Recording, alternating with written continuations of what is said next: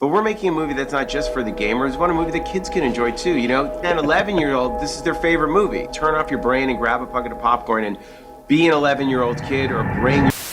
My apologies, Mr. Eli Roth. I won't be able to turn my brain off and pretend I'm a child for this viewing experience, being that I'm not a fucking child. Since when do we have to turn our brains off in order to enjoy children's media? There's plenty of great children's movies and TV shows out there. So if you can't tell already, I don't like this movie, but I'll take it a step further. I think this is the worst movie of the entire year. At least. You might be thinking, how could it possibly be that bad? It looks like it's decently entertaining. No, you'd be surprised. And I was surprised. Even if you turn your brain off like a child, you still won't get anything out of it. And I'm gonna show you exactly why. It's insane how bad this is. The most entertainment you'll get out of this film is watching the cast and crew try to answer questions about the movie being reviewed so poorly. Regardless of what everybody's saying online and their reviews and et cetera, you did the damn thing. Yeah, you know, there's always people that are gonna make noise, but there's also people that love it too, so. There's also people that loved it. Who's this person? Have you met this person? I'm surprised you got Cate Blanchett to agree to this bullshit too. She's actually in some good stuff. Well, wait, where the fuck is she? Looks like she's too embarrassed to be in the promotional material. She's over there on the Good Morning Show where they barely ask her about the movie and they talk about facials instead. Did she give you some kind of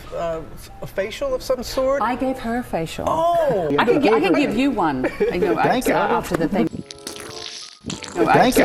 What did you give me in your hotel room? Secret has to stay between us, Jamie Lee. I thought. No, it's a family show. Anyway.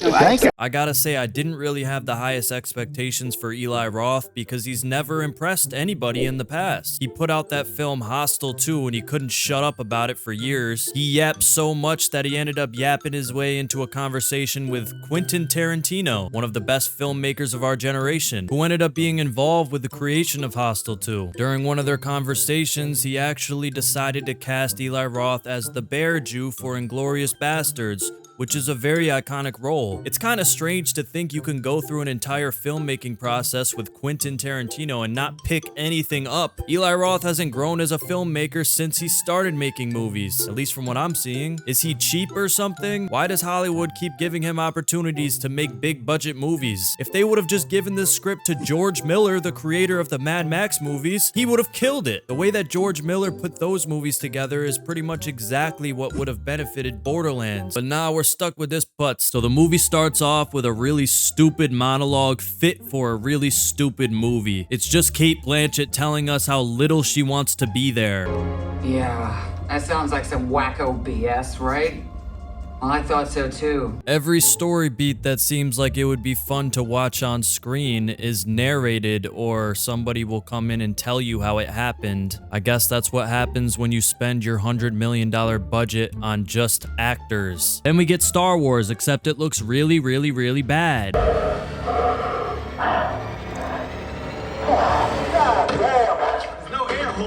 We used to talk about the Ghostbusters remake. Okay, power up! Or the Jumanji remake, which happens to also have Kevin Hart in it. But even those two abominations have redeeming qualities. This one's a bit painful. Hollywood's really trying to make Kevin Hart into some sort of badass. Kind of like what they did to Will Smith, because they can't use Will Smith anymore. At first, it was just a bit goofy. It's like, oh, this short little wee guy is beating up everybody. But then Kevin Hart started to grow an ego, and he wanted to actually be taken seriously as an action star. I think Kevin Hart's okay, generally speaking. He does a fine job in some movies, but enough is enough. Now we're gonna see what Cate Blanchett's up to. Her name's Lilith in the movie, but if you play the game, she doesn't seem like Lilith at all, so I'm just gonna call her Cate Blanchett for the rest of the video. Not quite sure why the direction was to be a complete cunt no matter what the situation is, but she's about as unlikable as you can possibly get. Yeah, what do you think of Lilith as a character, Kyle? That fucking blew, though. Literally all she was just a dead. I was just like, and she's the one we're supposed to be rooting for. All we really know about her is that she can shoot stuff and she doesn't like things. Sort of badass moment, but the guy posed zero threat. All he was doing was offering a job. A few moments go by and then she just murders everybody that came with him. Good job, movie. You got me to dislike the protagonist within the first 5 minutes of the film. I guess you showed me that she can shoot pretty good, but then we get the slow clap villain reveal. Takes some balls to actually be that cheesy. And even though she has no clue if this guy poses a threat or not, she just shoots him in the fucking forehead anyways. Guy could have been the father to a family of 10 that need him and rely on him, but nope, let's just shoot him. Let me just completely overreact and murder this guy. Then it turns out the guy's not really the guy. He's got this projection thing and he's like, "Ha, I knew that you would do that. I told them not to underestimate you since you're the best bounty hunter of all time." So Kevin Hart's got the little girl, Cate Blanchett wants the little girl, and now we've got a movie. You know that cool thing that movies do where they can show you how a character feels about certain things by just displaying their subtle reactions? We're supposed to understand the fact that Cate Blanchett doesn't like the planet of Pandora. She grew up there and she hates it. So what they do is every single character that Cate Blanchett runs into, she tells them how much she hates it, unprompted sometimes. Your daughter's on Pandora? Thoughts and prayers. But you couldn't pay me enough to set foot on that shithole again. But they took it a step further. They've got a narration track of her saying she doesn't like it. Let me tell you everything you need to know about Pandora. It's a shithole. Followed by her telling a person she doesn't like it. Followed by her saying to herself, with nobody around, "I hate this planet." God, I hate this planet. And then follows that up by saying she doesn't like Pandora for the rest of the fucking movie to everybody she meets. All right, I think I got it. She shoots stuff, she doesn't like things, and she doesn't like Pandora, which I guess falls under the second thing, right? What else doesn't she like? Hello, Vault Hunter. Need a ride? Not a Vault Hunter, but... You are here to find the vault. You can stop there. Not a Vault Hunter. Just need a ride. Oh, hello, brave Vault Hunter. Could you turn this shit off? Not a Vault Hunter. Good luck, Vault Hunter. So then she goes and looks for the kid. And this movie's version of storytelling is showing you a bunch of boring shit that you don't want to see. And then things that could have been actually interesting, they omit from the movie and then cover it with the narration track. So, the soldier had hijacked one of but then I spoke to some locals. Then I ran into time to catch a ride and head north. Psychos, murderous gangs. 2 weeks on the trail, and it was as cold as Pandora's moons. Thanks for the overview. It's not like we're watching a movie that could have shown that stuff to us. Then we're introduced to probably the most annoying part of the film, which is Claptrap. Claptrap was kind of funny in the games. He was a good comedic relief. He was a decent character. In this movie, he's annoying as fuck. And in a movie filled with things that are annoying as fuck, I don't say that lightly. He's really, really bad. And Jack Black does a terrible job clumsily delivering lines that sound like they could have been coming out of the mouth of an animated Disney monkey or something. It sounds really, really bad. You should have gotten the original Claptrap voice. Oh, wait. Well, you could have gotten the new Claptrap voice. That would have been better. Why can't we hire voice actors to do voice actor roles anymore? I'm programmed for humor, so I will process that as witty banter. I was saying you can call me Claptrap. Atlas and you. Atlas? Yuck! I don't work for the competition, but the moment you landed on Pandora, I was reactivated because I've been programmed to help you upon your return. No one knew I was coming here, not even me. Who programmed you? Who programmed you? In the theater I was at, nobody laughed. Everybody in the theater was silent during all of the joke segments, and it created such an awkward, embarrassing feeling. And the Lambs teaming up with the Psychos. Seems like Atlas will hire just about anyone to find his daughter. Concentrating. You started the conversation, you bitch. That looked pretty bad. I wonder what the budget is for something like this. $120 million. What's this? Barely 3 weeks after its $90 million flop, the Borderlands movie is reportedly giving up on cinemas and going straight to streaming. That's what it should have been all along. If it was straight to streaming, I don't think it would have been as offensive. People wouldn't have been as mad. Reportedly earned back just $21 million of its $110 million budget. Fucking good job. This is the reason why we spread the good word when a trash movie is truly trash. We don't want to encourage this in the future. We want to get the masses together in sync. This is seriously a Disney Channel made-for-TV type of performance by Tina here. They continuously call her special, and it's a little distracting that the actress herself has autism. I think I just made that up, but it definitely seems like she has autism. My mind is awesome. My mind's so cool. Oh, and did I forget to mention that Cate Blanchett doesn't want to be here? I don't want to be here. And then Kevin Hart shows up, and then the corporation shows up. And as if the writing couldn't get corny enough, Cate Blanchett's like, you and what army? And then the bad guy drove to the top of the hill so they can make that dramatic reveal. Now they're all on the run together, and we get some more terrible effects work as they drive away. They drive into this blocked off area, and the gag is that it's a bunch of pee. It's a bunch of creature poop and pee. Even though there's chemicals and weird green gas flying everywhere on the outside, Tina rolls the window down. It's extremely obvious she only did this so that they can eventually get a bunch of pee all over them. And Kevin Hart's character wants her to roll the window back up and doesn't elaborate on why. And Tina's like, no, I want the window down. Why do I have to roll it up? And he still doesn't say why, and the scene is dragged on for way too long, and then they all get splashed by the pee.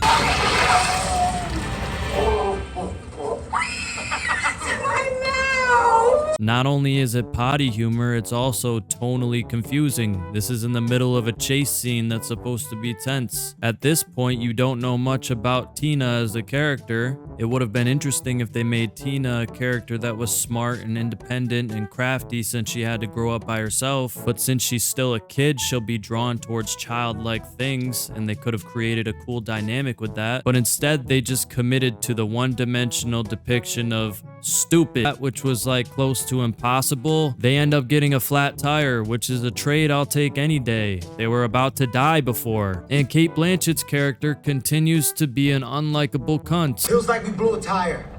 You call that a plan? You call that a plan? They're about to die. He figures out a way to get through and make this huge jump into this squid and then through it, and then they survive because of it.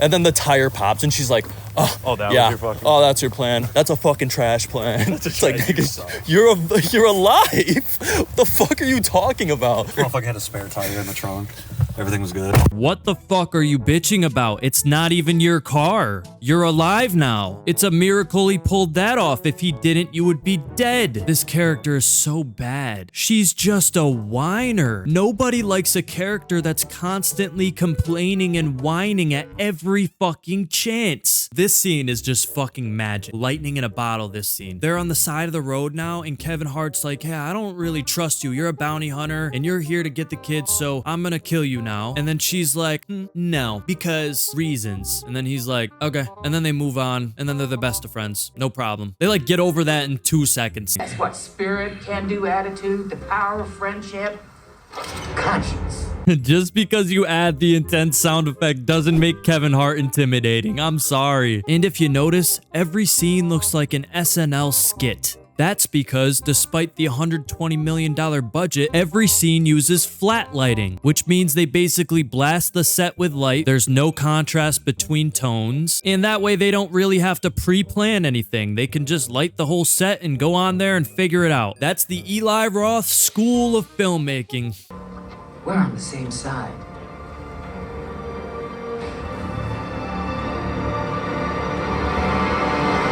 Is this sound design really necessary? Nobody thought he was going to blast a hole in her chest. It's not like you can fool us into thinking that he was really gonna do that. Your mama was a good woman.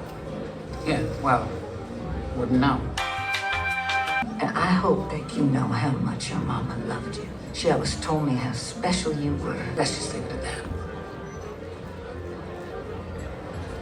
Wait, isn't that what they're saying about the little girl, Tina? Didn't they say that she's special and the same adjectives were used on her? That may be so, but that has no connection. Don't think that there's any connection there. That bartender knows what the truth is, and that other guy knew what the truth was. Why does everybody know except for her? Because she's the best bounty hunter in the goddamn fucking universe. That's why. How does that answer my question? Because she's the best goddamn bounty hunter that any— Holy shit, is that Bobby Lee? What are you doing in a movie, buddy? Who put you in here? But then they get to the safe house area, and I guess Kate Blanchett's got an issue with the person. You knew my mom, and I don't like you because we have history, and I'm leaving. I'm not having anything to do with here. Okay, bitch, leave then. They're on the hunt for you right now. This is to protect you. And then she goes in the other room and actually throws a fit like a child. She's on the bed pouting. God, I hate this character. Because of your mother? No. Because of you. They introduce this conflict for no reason. They have a 2-second talk and then it's all worked out. They never bring it up for the rest of the movie. It doesn't factor into anything. They just introduced a conflict to do nothing with it. Guess they just needed a reason to get Jamie Lee Curtis in here. There's not a single character in this movie that I like or that we can connect to. All of them are reduced to just 1 or 2 character traits. And it's always something stupid like weapons expert, likes to throw bombs, bounty hunter, knows tech, big strong guy. In what seems to be a very character-driven movie, why can't you give us at least one character arc? Why can't you have anybody go through any sort of change? Why can't you set up some traits for these characters? I'm trying to like this movie. I'm trying to find something I can enjoy. You're just not letting me. Now here's the fucking blew it movie, because this movie has to be all about Kate Blanchett and her boring self. It's like they didn't want to exhaust too much attention towards anything else but Kate Blanchett. But Kate Blanchett's character is boring and cuntish and nobody likes her. I guess the army people found them, so now they have to sneak out of the town. They do this by hiding in a garbage truck, and then they end up getting out of the town fine. And Kate Blanchett looks over and says, is there really another way we can do this? You go ahead. You find something else. You get fucking killed out there. We're in a fucking truck right now when the whole town is secured by a fucking military. You go ahead and find your own fucking way since you want to complain about every fucking thing that we do. You've been acting like everything that you're doing is a favor for them. They're trying to help you. I can't stand this character. I just can't.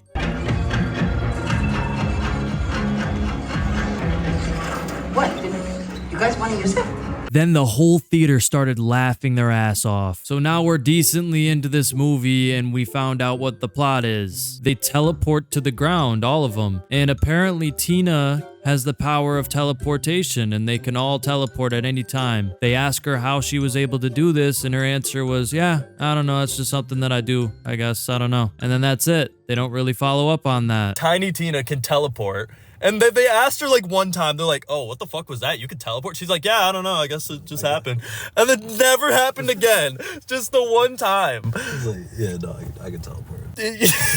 Once again, they randomly introduce something to the movie that they never touch on or use again. Nobody's even curious as to how she's able to do that or if she can do it again. That might have been useful in the beginning of the movie. She claims to really care about Kevin Hart. Why don't you try to teleport down there and save him? It's like she's aware of the plot armor he has because she's not even really concerned with it. Can we just teleport to the end of the movie? Then something really stupid happens. Really stupid. Kate Blanchett stumbles across her old home, and in her home she sees a drawing from when she was a child. The whole place is vandalized and it's all fucked up, but the drawing is still there, and Mora's a bad planet. If you needed to convey that message, that's the worst way. For some reason, she programmed Claptrap to find her, but wiped his memory so he didn't know why he had to help her, which obviously is just so the audience doesn't know why. But for whatever reason, she wanted him to not remember this shit when she could have just had him relay the message, or if he saw her, play the message immediately. But instead they have to go through all this bullshit to where she happens to run into her old childhood home, which is vandalized. The place might have not even been there, but it's vandalized from the inside out. So the chances of her childhood drawing still being there are slim to none, but he happens to scan the drawing and then the fucking projection comes out. The odds of her even coming back to Pandora are low, but if she was going to do that, What makes you think she's gonna follow all those fucking steps? Tina, Jamie Lee Curtis, and the big oaf dude are looking for the vault now, which is something that's been searched for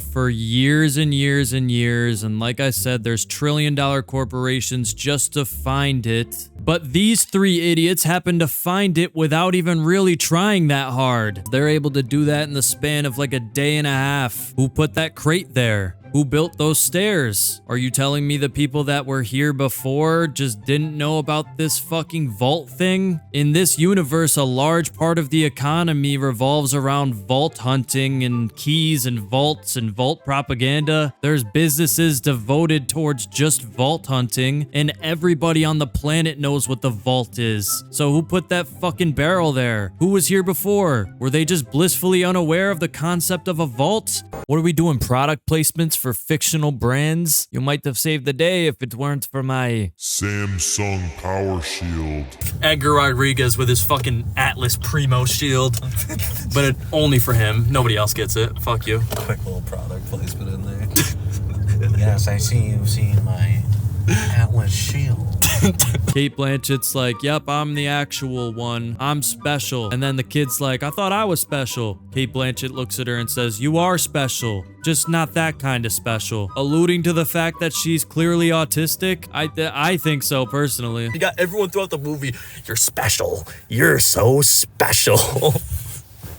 Dude, that shit was. She's like, I thought I was special. Oh. You're special. Just in a different way. Honey, you have autism.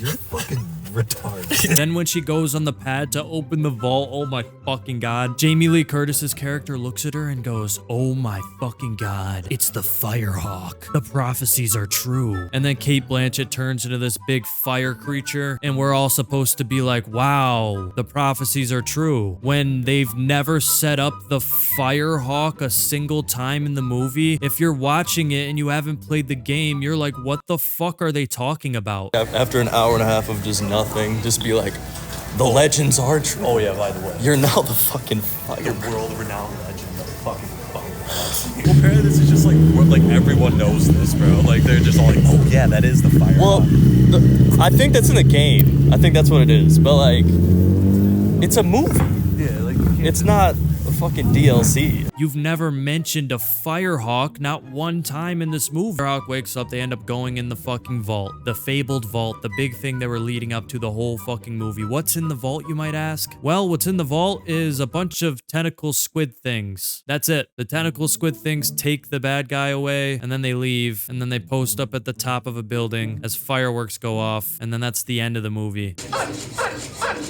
Twerk it, work it out now. Do the class track. It's hey, wait, no, what's going on here? No, it's my Easter egg. Ah, you son of a... I'm the judge, don't make me leave. Not when I'm giving the people what they want.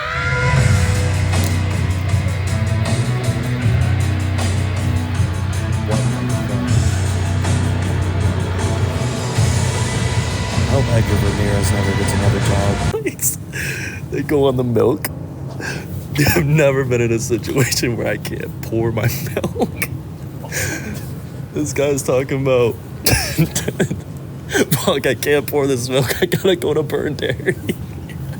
Don't see this movie. Thanks for coming this far in the video. You guys have quite the attention span. I commend you for that. If you made it this far, comment the number 8. Everyone else will be confused, but you won't. I just got monetized on YouTube, so now I have a join section. There's a button right there that says join. If you click that button, you can support the channel. Right now, I have like 3 videos that are posted just for members to see. Memberships start as low as $1.99, and then they go up higher for more and more privileges. This is a growing channel, so if you want to be a part of a growing community from the ground up, support the channel. Everything helps, and I'll put you in all of my videos at the end. I'll have like a list of credits of names that subscribe and are members. It's really the only way I get paid for doing these things, so I appreciate the people that do. I appreciate y'all.